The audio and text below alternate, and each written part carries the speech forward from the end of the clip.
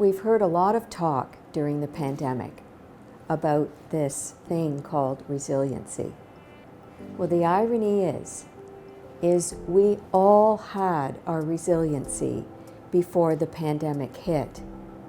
We just didn't have to flex our resiliency muscle as much as we've had to flex that muscle and use that resiliency muscle during the course of the pandemic.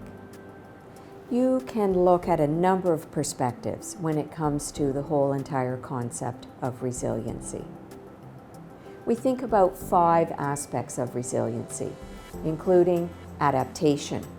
We've had to adapt sometimes minute by minute, sometimes day by day, in terms of the changes that have come into our lives and in our community. So adaptation. Our relationship assets, very important. The people that we connect with, the people that we reach out to for support, those that we identify as our trusted confidants. But that one goes both ways. It's also how we have helped other people in terms of our relationship strength. Our emotional intelligence assets, very important. The whole notion of empathy, that we have empathy not only for ourselves, but also empathy for others. It is feeling with another person, even though we are not living in their shoes. Our emotional intelligence asset also denotes our ability to withstand distress and to regulate our emotions. Our attitudinal asset, again, very, very important. It speaks to, what do you wake up with in the morning? What do you resonate with as an individual? How do you want to connect with people each day?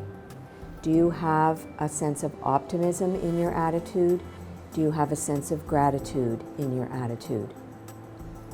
And another element of resilience is also our professional assets. Whether we are working at an organization, whether we are doing volunteer work, it is all of your expertise, all of your education, all of your training, all of your ability to relate to fellow co-workers, fellow volunteers, your classmates even, because when you're at school, you're also working. It is your gifts and talents that you give to others professionally, and it's also their gifts and talents and their expertise that they share with you. So these are 5 resiliency assets that have not really been part of our common language before the pandemic, at least until now.